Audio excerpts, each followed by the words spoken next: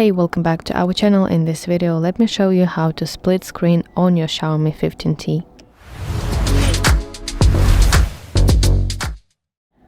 So, you can split screen on your XIAOMI 15T in order to run two applications simultaneously. And now let's begin. So, first of all, you have to enter the Recents menu. So, swipe up from the bottom of your screen like this, and you will see your recently opened applications. So now you should select the first application for your split screen mode, and you have to long press on it like this, and then tap the split screen icon that looks like two rectangles.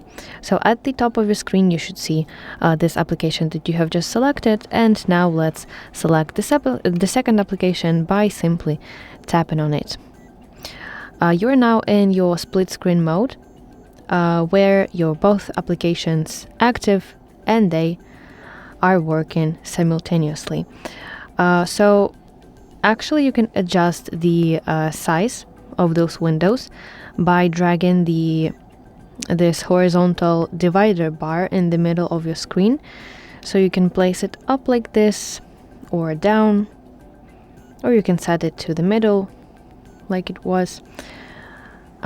Yes, and also to exit this split screen mode, you just have to drag the divider bar all the way to the top or down in order to exit this split screen mode.